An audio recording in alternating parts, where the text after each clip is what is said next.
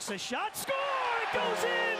Huberdeau turns and shoots and scores! Keith fires and hits off the post, rebound, score! Hoogie-doogie-doo! Barkov between the legs, unbelievable! On, Barkov in front, hat-trick! Did you just do that? Hey guys, what's going on? Trojan Game 6 here, bringing you another video as the Florida Panthers barely take down the Los Angeles Kings. And I say barely, and I'm worried as I say that. I was worried the whole game. No, worried for the last 10 minutes. But wow, what a finish. And I wish I was there. I really do. I was going to go tonight. My family has a big celebration slash thing where nobody can get hurt before it on Saturday. So I was barely allowed to go play hockey last night. And I wasn't allowed to go to the Panther game tonight, even with the $30 fourth row seats that were available. Yeah, that one killed me. But yeah, I really wish I could have gone to the game. I do.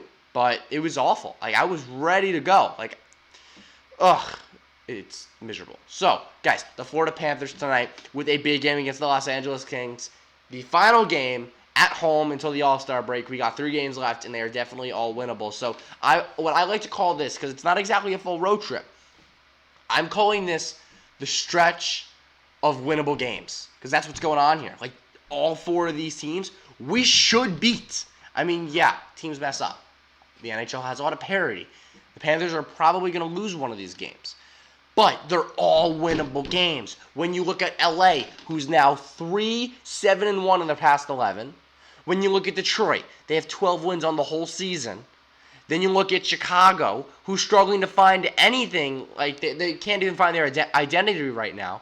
And then you look at Minnesota, who was going all the way up. And now they're just going right back down to the bottom as they continue to lose and not play well. As against the Tampa Bay Lightning, they're currently up 3-1, but you get what I mean. So let's get right into the Panthers tonight. So very early on the power play, what a play this was. Pass gets down low from Barkov over to Huberdeau, and then he sets up right in front of the net for his usual one-timer, Evgeny Dadonov. This goal was beautiful. Yandel to Barkov, all the way across to Huberdeau, right back in the middle to Dadonov. Beautiful setup by the Cats. They're up 1-0. Not too long, we get into the second period, and right off of the penalty kill, what a play. Dominic Toninato gets it out of the zone. He moves ahead with it, gets in, puts the pass up front over to Frank Vatrano. He scores.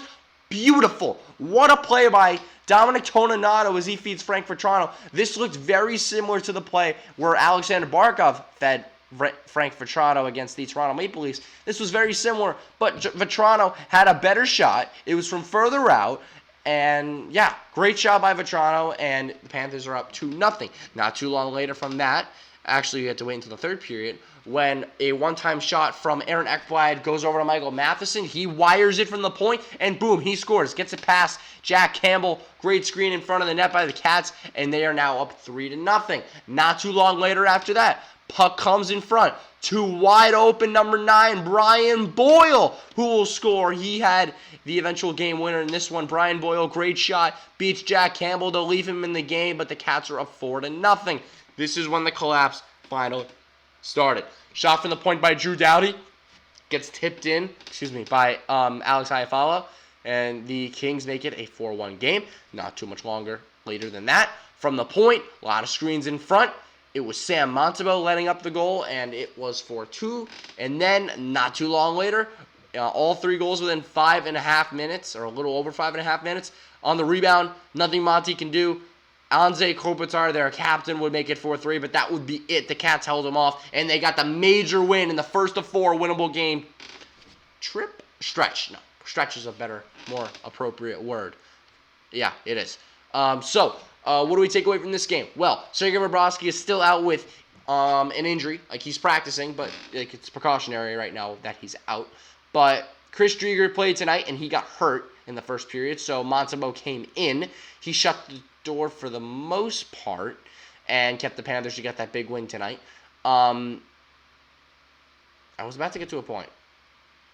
Oh, yeah, the goaltending. So, yeah, he left the game, and Montembeault played kind of decent in that. I mean, he could have had 1 or 2 of those goals by the Kings, one of the first 2. I think the third one he had no shot, but maybe one of the first 2 he could have had. The Panthers have got to really play better in front of their goaltender, especially when they're holding a big lead. They can't give up like this. They really can't. But really, to take away from tonight after getting this win is really to look at the standings. I mean, it's unbelievable what's going on right now. As Tampa's going to hopefully lose. Buffalo is beating Dallas. I mean, we're looking across the league. It's looking pretty good for us. So let's take a look at the standings. We got them right over here. So what I'm looking at here, let's start with the wild card. The Florida Panthers are 1 point out of wild card 2 and wild card 1. The difference, 2 teams are ahead of them for wild card 2. That is the Philadelphia Flyers, and now holding that spot, the Columbus Blue Jackets. Both 48 games played, both 56 points. And then also with 56 points and 47 games played are the Carolina Hurricanes, who have the same amount of points. They're in the first wild card spot. Now the Florida Panthers have 2 games in hand on the Flyers and Blue Jackets.